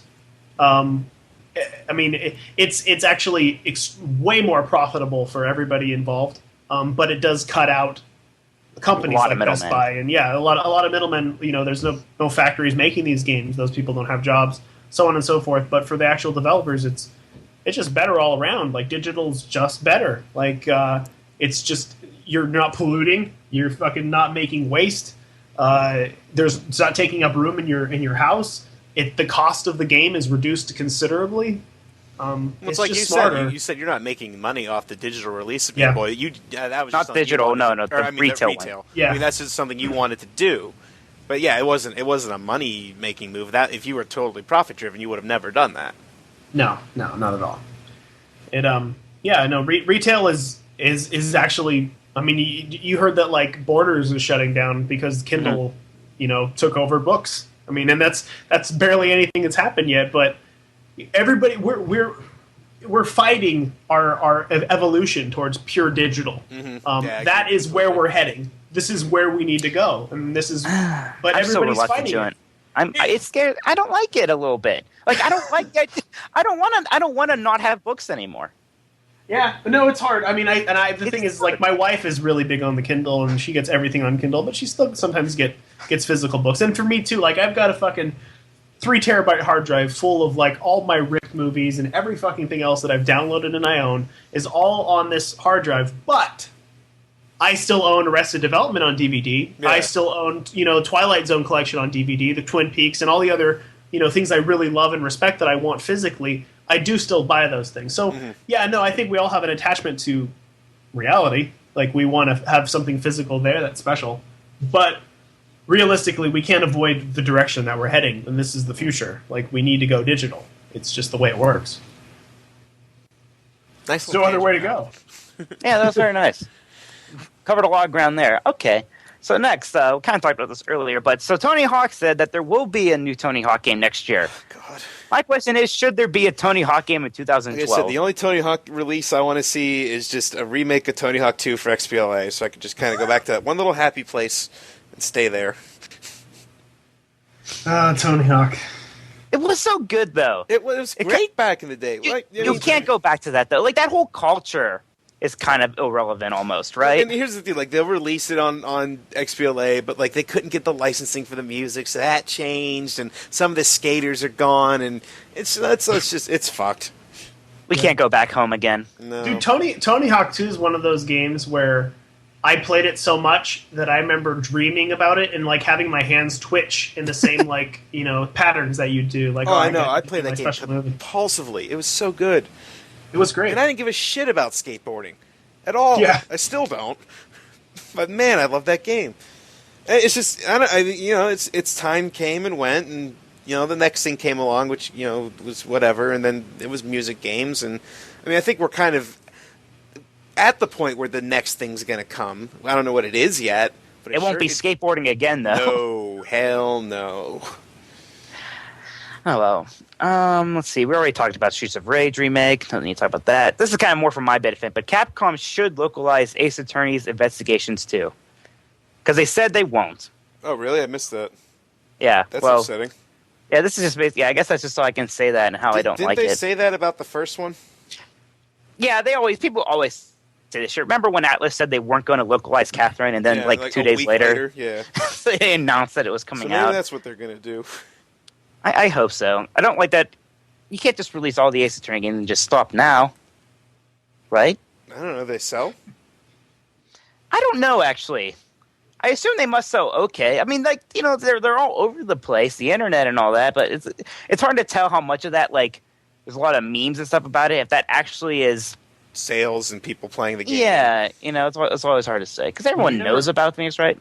You'd be surprised how much of a pain in the ass localization is, especially with a game that's all. I mean, those games text. Are 100% text, and like it's not just literal translation. Like you would have to hire a creative writer who would have to take the rough translation and then make sense of it. Like nothing just translates literally. Like our translations for Meat Boy, and we barely have any fucking text in that, and that was totally thought out. Like I didn't want to have to fucking localize all this bullshit. But in the end, it was still a pain in the ass, and it's just stuff just didn't translate well. Like people, like we'd get when we were going through this, and I think we tweeted something like, "I hope you guys in Germany really appreciate that we're localizing for you." And then some German guys like, "Oh, we don't actually play it in German here. We play it in English because the German translation's usually so bad." It's just like, oh, great, that's great. You're welcome. So they don't appreciate it. Yeah, we also had to pay for localization to China, which is funny because all consoles are banned there. So it was just, I guess, like the what if they take the ban off of Xbox in there, and then we could release on Xbox Live over there. And like places like Brazil, like I thought the game was out in Brazil, and it's not because there's all these weird laws. Well, that's something else, but these weird laws about like ESRB ratings boards over there are really fucking hardcore. Yeah. And like it costs shitloads of money to get to get ESRB over there. So there's just a lot of weird shit that goes along with that. And if you're making a game that is boxed only and it's only on one system, you're going to have a hard time justifying localization like that. So I'm screwed. Yep. In terms of Ace Attorney. Dang it. All right, here's our last topic. This is also going to be the community topic, so everyone feel free to look on Facebook after this, our group, and you can... They're not groups anymore, are they? It's a page, I think. It's just a page. Yeah, got to get with the times. So and you can comment, and you'll be on the next episode. So the Grammys are beginning to accept video game music nominees into a few of their categories, kind of perhaps prompted by Baba Yetu winning a Grammy last year. So if you could kind of retroactively give one game a Grammy for outstanding music, which would it be? And Edmund, you cannot nominate your own game. That's all I would do. That's the whole time I'm thinking like, oh my god, that would be so awesome if Danny was even just nominated for something like that, because he really deserves it. Yeah. No, it was a great score for sure. Well, let me think. Fuck. Well, I mean, I would have to say Mario Galaxy for me, even though it's not that old. I love that soundtrack though. I think just so soaring and awesome. For me, some of the best soundtracks that really stick in my mind are Castlevania. I was going to say either it would either be Red Dead Redemption or Red Dead Redemption was technically impressive because of all the weird shit they were doing with it. And I mean, just even the vocal tracks are good and everything. But either that or I'd even say Shadow of the Colossus. I think I do love that soundtrack. That's a good one. Yeah. So, this should be easy for you, community. Basically, I'm asking you what your favorite game soundtrack is. You should have fun with that. Yeah. Oh, Katamari. The Katamari fucking soundtrack was amazing. I have not played very much Katamari. I have to admit. Katamari. I never could get into it. We are both weird in that. We never got into Katamari like everyone else in the world. If you're playing Katamari, just play the first one because all the other ones were horrible. That's why I can't like to. And see, I did play the first one. I was like, eh. Oh my god, I fell in love with that. I would say, like, in the past 10 years, Katamari is easily one of the best games, I think, that I played in the past 10 years. I feel bad. Actually, I think I only ever played the demo for the one that came out on 360. How did they mess it up, though? It lost all of its heart and charm. Well, it just went dead. It seemed like the first game was kind of goofy, almost on accident, and then they tried to do it intentionally from there on out. It did kind of seem like that. Well, the whole thing was their designer basically wasn't working on the other ones. The guy really designed this game. It was I don't know. It felt like an indie game. It felt like it just had a lot of heart, and I was surprised so many people got behind it and really released it. But it also was a really relaxing game. It was quite a pretty goddamn innovative game, and it was a genre, making game. Like the Katamari design is a new genre of games that has been created, and a lot of people have copied. But it's just great. It was just there's so many aspects of that game where they were just profoundly, design-wise, were just profoundly original and it's just awesome. I really like that game. I mean, there's quite a few games that I really liked from the past 10 years. I don't think everybody would agree with me on. I like Beautiful Joe. I thought that was I love Beautiful Joe. You kind of like Beautiful Joe, AJ. You couldn't beat it. I couldn't beat it. I wasn't very good at it. But I didn't like Beautiful Joe 2 that much. No, I don't know why. Again, the sequels. It's just a sequel thing. Like it's not going to hold. It's not going to hold a candle to the first game because the first game just has something. It's just that je ne sais quoi. Exactly. That is just so special. French, you and your don't worry about it. Yeah, I know. We should mention we should have done this when Tommy was still here, but Pete did want to ask a question of you, Edmund, our friend Pete. Oh, I'm sorry. You're right. He would like to ask you, what is your favorite meat to put in a sandwich? Hard-hitting stuff. Oh wow, we've never been asked that. And we were asked that so many times in development that we would just, I don't even know, we would just bullshit things. So no, I want the real answer. You better tell me the actual favorite meat for sandwiches. Actual favorite meat in fucking sandwiches. Goddamn. I can't do anything else. Today, this is going nowhere. That's the thing. Is like, there's no way to be funny with this. No. It doesn't have to be funny. I mean, it's a simple question. He wants to know. It's like a humane interest. Okay. Well, today I had a bistro club at Safeway, which is grilled chicken breast on like garlic bread with avocado. So I had chicken, and it's probably the most common meat that I eat because I don't eat red meat. That's ironic. So I noticed you don't eat red meat. Tommy was eating cheese roll-ups. You guys are a bunch of posers. Yeah, Tommy. I don't think Tommy eats red meat either. Ironic. Yeah. Pushing your pro-vegetarian agendas and all this. You guys probably made Super Tofu Boy. Well, we're far from vegetarians, seeing as that we do eat meat, and I have. Sure. Yeah, but no, yeah, no. I can't eat red meat because I was a vegetarian. To get chicks when I was in middle school. You were that hip guy.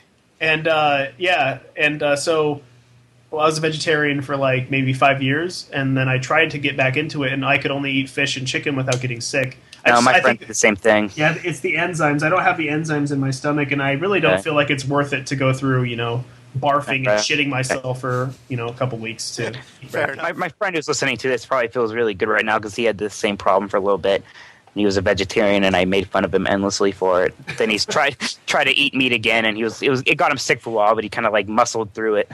Yeah, for me, it's just not fucking worth it. I accidentally ate pork like about 3 years ago, and I just started throwing up, and I'm like, okay, it's not worth it. Like I don't like bacon that much, Yeah. Do you hear they have a bacon milkshake now at Denny's? I did hear that actually. Yeah. The horrible thing is it sounds kind of good. No, it doesn't. Yeah, because it's got that salty and sweet. Yeah. No. It's like fucking. It's like dark chocolate with salt on it. Have you ever had that? Oh, yeah, that's good. We ever had bacon chocolate? Like a chocolate pretzel. Bacon chocolate is good. What the hell are you talking about? Okay, yeah, let's move. Little bits of bacon. I don't even know. You guys are talking about bacon chocolate now. We're done with that. So this is the time where we talk about the games we have been playing this past week or recently. Emma, have you been playing anything interesting or at all? Let's see. What did I play? What have I played? Well, I'm usually always playing Spelunky. I pick that up whenever I'm bored because it's endless. And if you haven't played Spelunky, it's like design-wise, it's probably one of the best indie games of all time. So everybody should. I think I own a copy of it somewhere. I just haven't played it. You probably own it because it's free. Oh, what am I? You go then. You probably think something. I'm mixing it up with something. Spelunky is a game by Derek Yu that came out about 2 years ago, and it's a procedurally generated platformer. But it has a really, really awesome formula to it, which takes its design from roguelikes, which I don't know if you guys... Yeah, we know roguelikes. So, it basically, it's pretty hardcore, and a lot of people will put it down and don't actually progress through the game because they don't understand that the goal of the game is to like get to level 4 and then cash in your money so you could buy shortcuts to level 4. And then at 4 levels, there's a new shortcut, and then you finally progress your way. You inchworm your way through the game, buying little save points. It's just a fucking amazing game, though, because every time you play, it's totally new, and there's a lot of really great design choices in it. I love Spelunky.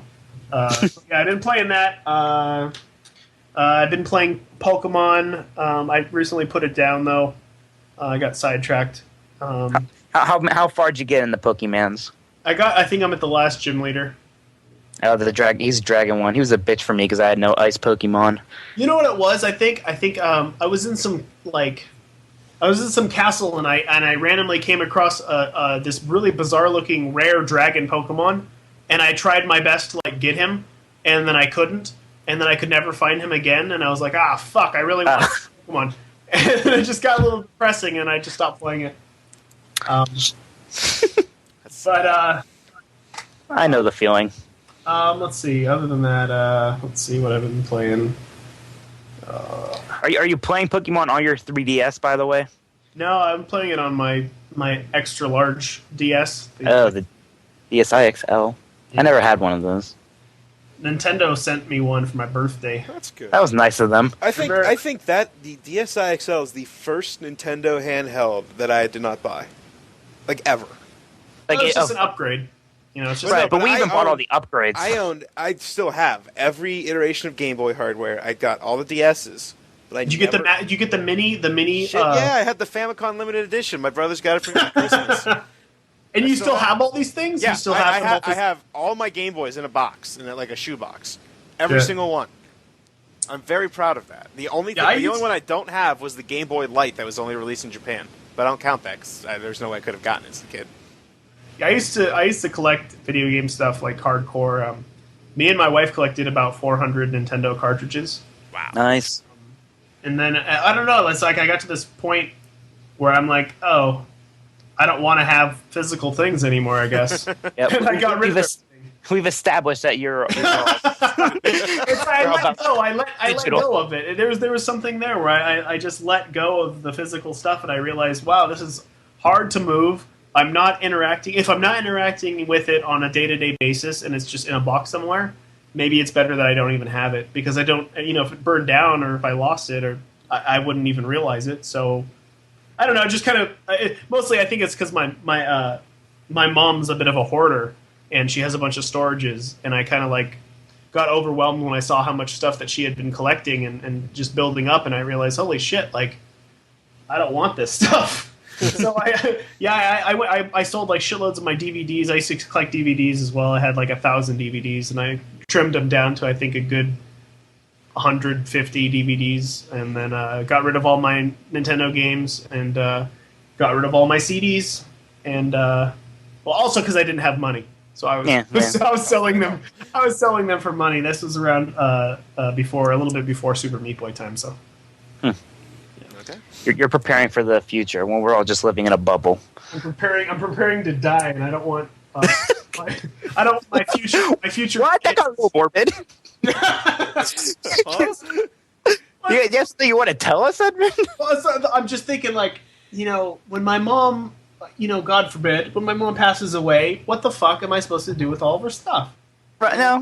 Right. Yeah, like I guess it's just like I just want to do the opposite of whatever she's doing, and I don't want my passing to be a burden to anybody else when it comes to them like having to deal with the shit that I've collected over the years.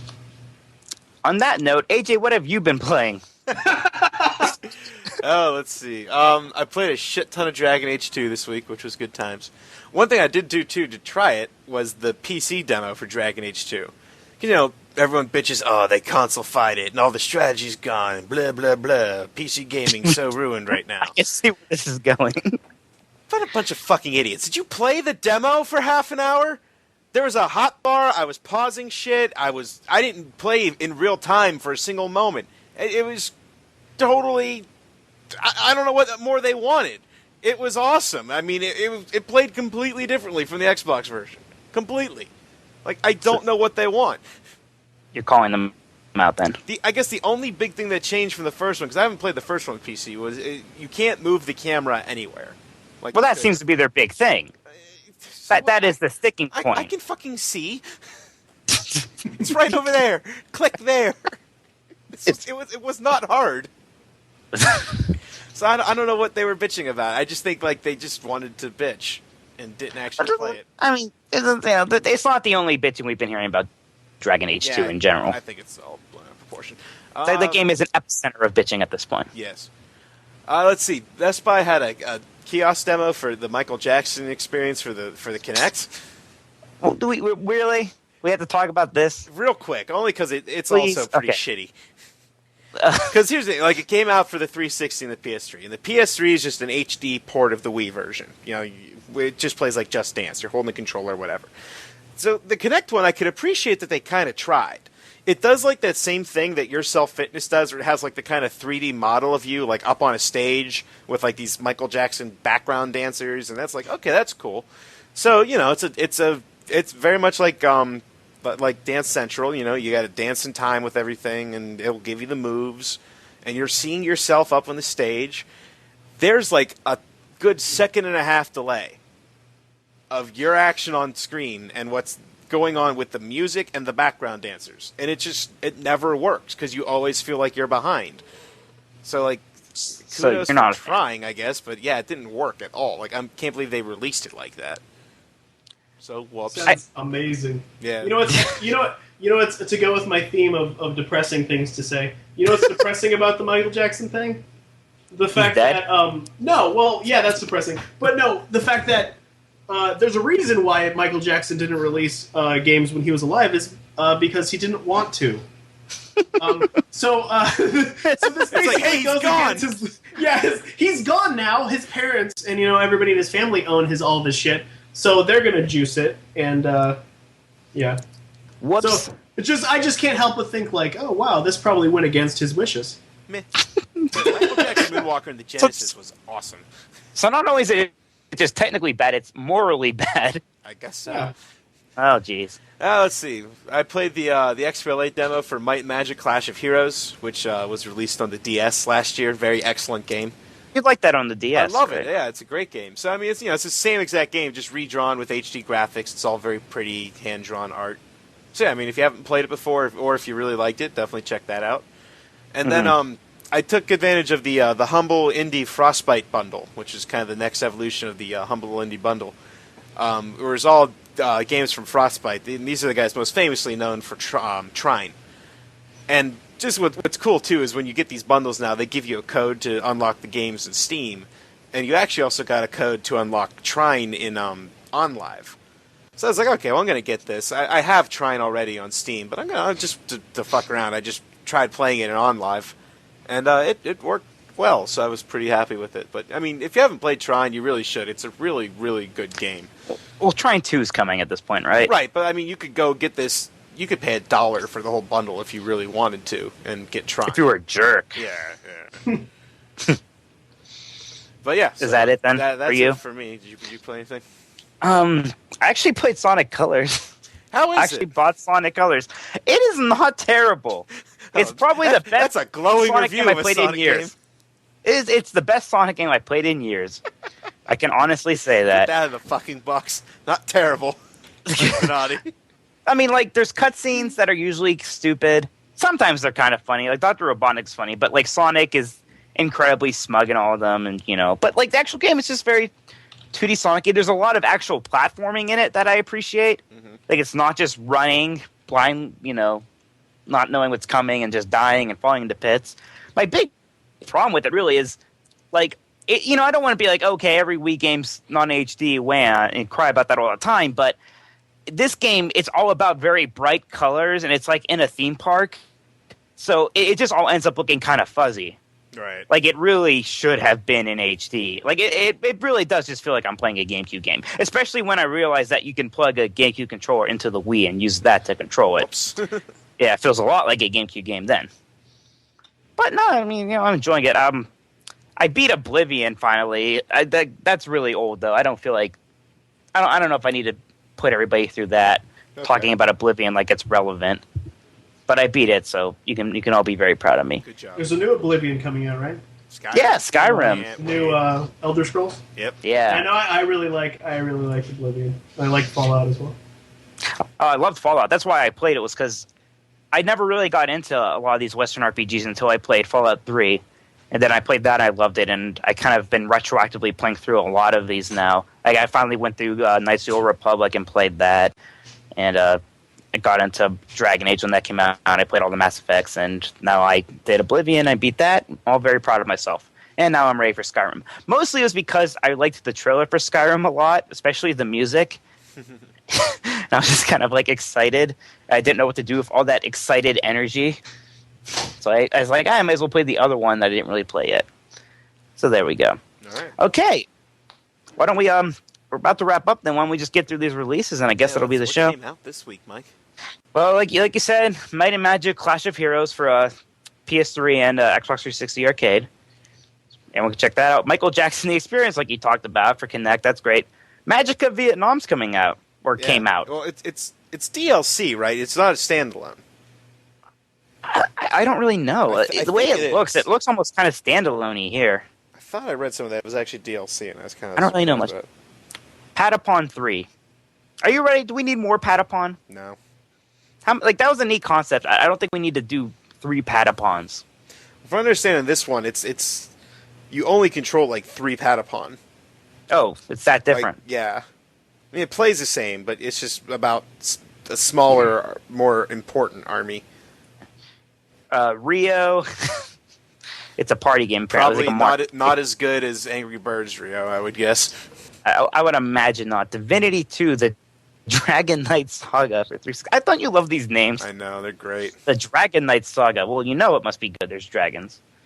World of Tanks. I've been seeing some things about this. I think just a lot of ads. World of Tanks is the first and only team-based, massively multiplayer online action game dedicated to armored warfare. They are probably not incorrect. Tom Clancy's Splinter Cell 3D for the 3DS, apparently not very good. Fantastic Pets. Hey, it's that unicorn game you're talking about. There's that. And let's go ahead and call Battles Ninja Go? How do you skip that? What do you want me to say about it? I don't know. It's Lego Ninjas. Okay, there you go. Lego Battle. It's not ninjas, it's Ninja Goes. Whatever the hell that is. Indeed. All right, that's this show. Edmund, you have been an incredible sport, volunteering to come on here after I was saying ignorant things about Super Meat Boy on Twitter. Thank God you did. Yeah, no problem.